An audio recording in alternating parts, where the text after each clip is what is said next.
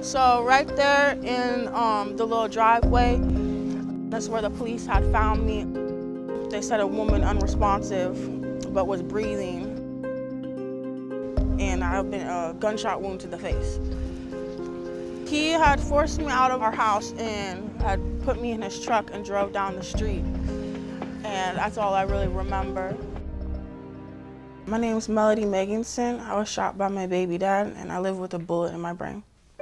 I met my baby's father walking down the street, asking for directions. We met when I first moved down here, and I got pregnant fairly quickly, about a month and a half after I met him. But we were just in a relationship, seeing each other sometimes, going through the pregnancy. Then about a month and a half before he shot me, we moved in together. And a couple days after we moved in together, I had our son. Looking back, I realized we didn't really know each other. I didn't really know him. We just kind of went too fast in the relationship.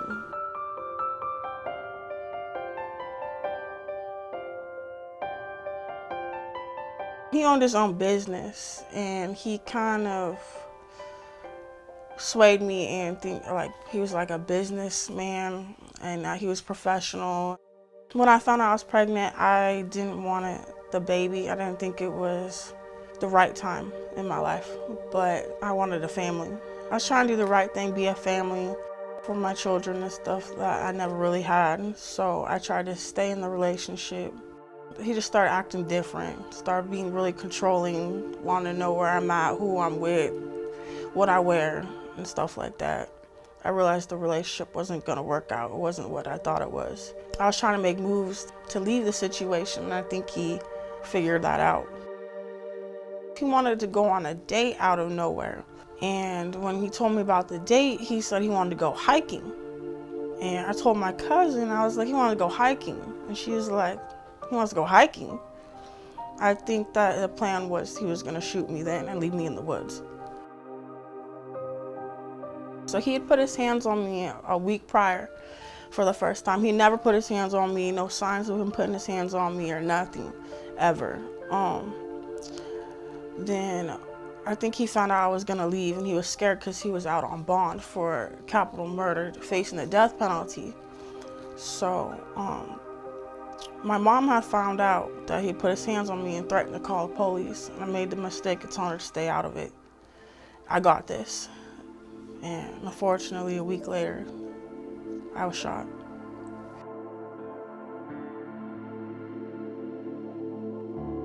On May 18th, 2019, he wanted me home at 9 o'clock. It was like 9:05. I'm not from here, so I had to use my GPS. He was calling me. I'm down the street. When I get home, he's not there. So I'm calling him like, you wanted me to come home, where you at? But he turned his phone off. He shows up, I don't know what time it was, but in the middle of the night. And he smelled of alcohol, like he was drunk.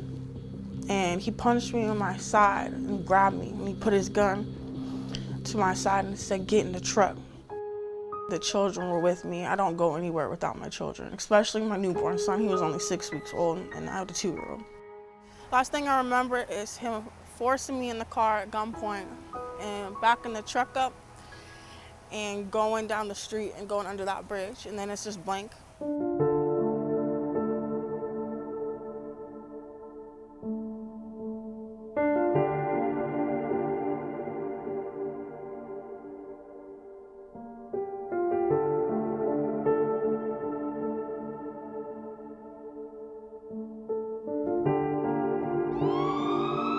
I didn't know that she was shot for like 4 days. She was like a Jane Doe in the hospital. What happened is somebody called me, and I didn't even know who it was. And they said that Melody was shot. And actually, at first, I didn't believe it. You know, I was like, no way, somebody's playing a prank on me or something, you know. But then I was wondering why Melody wasn't answering her phone, so it started clicking that something was wrong. Then they're trying to figure her out with her tattoos. like on Facebook and stuff like that, and they couldn't find her that way, and she doesn't have a criminal record. And how they actually found out, I believe, was in the truck where he kidnapped her and put her in. They found a piece of paper in the glove box that had Melody's name on it after the police, they impounded the vehicle. And then that's when they found out what her name was. First, I dealt with the doctors. They told me she was shot. It was really bad. I got the number to the police department. The Detective Howard is his name. I spoke with him and he told me that he didn't know for sure whether my daughter was going to make it or not. I said, well, where's her kids? And he goes, what do you mean? I said, she has 2 kids. And I said, she just had a baby. You know, where are my grandkids? And I said, the first thing that came out of my mouth was John Neely. I said, he's the one that did this to my daughter because he beat her up a week before he shot her. And she was trying to leave the situation. Did an Amber Alert, or they got a hold of John Neely and told him, you need to bring the kids in right now. Where are they? So I don't honestly know how they ended up at the fire department. I don't know how they got there, but somebody dropped them off outside of the fire department. And they didn't have no cameras. I couldn't fly down right away. I had to figure out a plane ticket. I'm on disability, so I had to ask my friends, my family, everybody tried to help me. I had to wait for people to get paid. So it took me like 3 days to get out there. I'm really trying not to cry. I try not to talk about it much because it just upsets me really bad.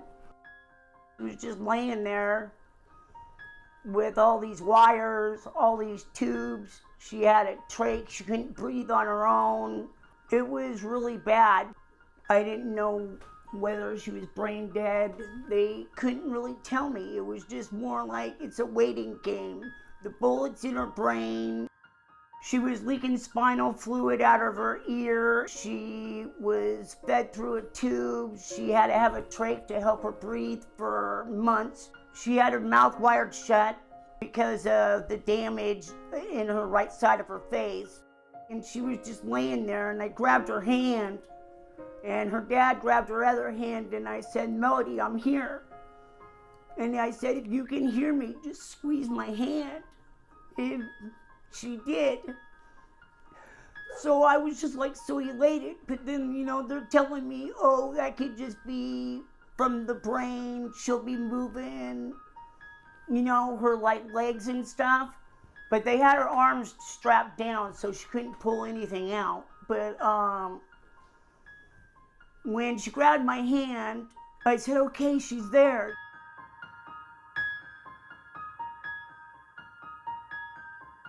So when a brain has been injured, whether it be by mechanical force or a penetrating injury such as a gunshot wound, there are multiple ways that the brain gets injured. One is just strict mechanical forces, so the brain having a shear effect and one part of the brain staying still while the other is having a forceful impact and movement.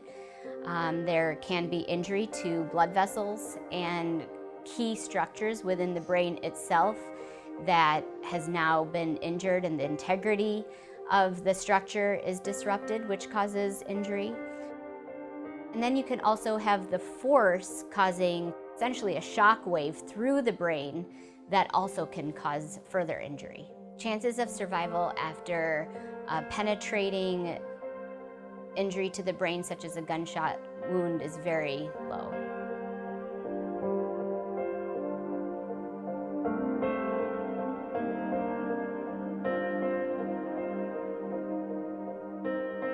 The swelling of her eyes started to, you know, subside, and she'd start opening up her eyes. And then I asked her if she could see me, and I said, if you can, try to move your hand or your thumb. And so she moved her thumb, so I knew that she could hear me and see me. I cried. I just sat there and cried and held her, but she couldn't speak, and she doesn't know what's really going on at the time. I said, you've been shot, honey, you're in the hospital, you're gonna make it, you're gonna be okay, you're strong. And she couldn't speak for like 2 months. I believe her mouth was wired shut, so we did like hand signals. When I woke up in the hospital, I was kind of in a daze. I didn't really know what was going on. I had tubes out my neck, my arms were tied down to the bed. And the sad part is when I first woke up, I wanted to call him, not realizing he was the one who shot me until I realized, because my mom and dad were there, my whole family and stuff, and they were like, he shot you, he shot you, he shot you. The moment I realized that happened, I didn't want to believe it for a while. For a couple months, I didn't want to believe that the person I loved did that to me. I just had his child. And when I did, it turned into anger. Like, how could you do this to me? I was shot with the 4.5 in my face, and the bullet went into my brain. There's no exit wound, so they can't remove it. So my face on the right side is paralyzed now. I'm deaf on this ear, and I have a plate in my head, on the right side of my head.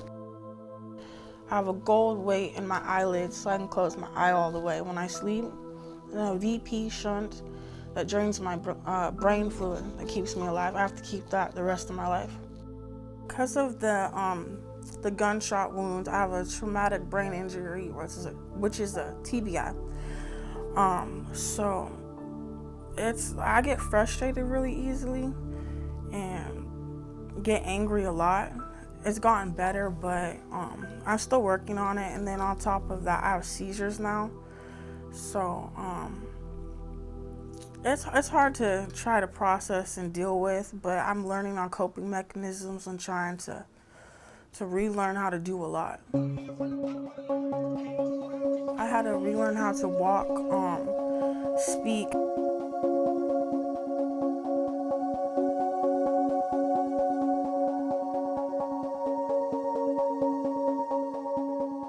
You guys share. They made me take parenting classes, domestic violence classes, do a psychological evaluation, have stable and safe housing, and take drug screens. Draw like that. What is that? Is that train? Having to fight for my children while going through the recovery process was a challenge, and I felt like it was unfair as a victim to have my kids took and then having to fight for them like that. I understand at first for medical reasons, but after that, when I got letters from my doctors, letters from the detective stating that I was shot, I was a victim, and still having to go through that process was hard. I just got my case closed 2 years later after being shot.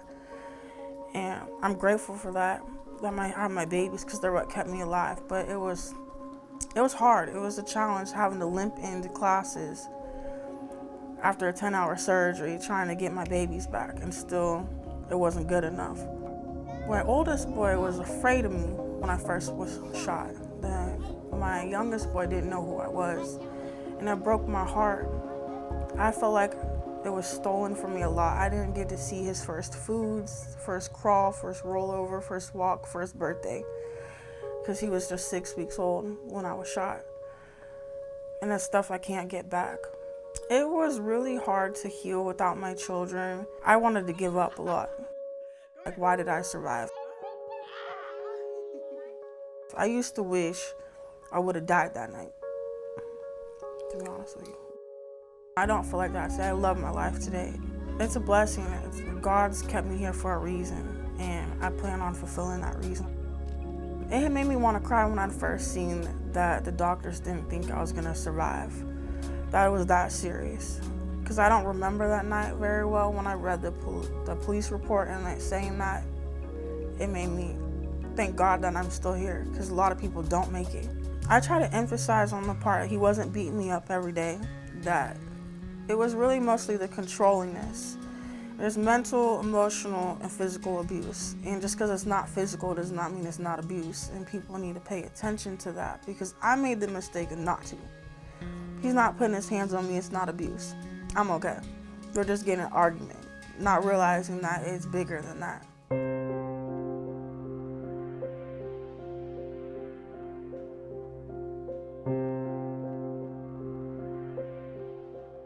It made me feel like they don't care about poor young black women, to be honest with you. I feel like if I was somebody else, that it would have got more attention, would have got more time. I categorize it as a miracle. Everyone tells me that. Doctors tell me that. I should not have survived, period. I got a 4 or 5 in my brain, walking around living, because they can't remove it. It's too dangerous to remove. But I got all my functions. I could be worse. So I'm definitely blessed, a miracle. God's got a purpose for me, and he's not done with me yet. Until I fulfill that purpose, then it wasn't my time to go. And my babies. I love my babies. But most important, I don't know what the purpose is yet, but it's something, because people don't survive a bullet to the brain. So I'm just grateful that he picks me.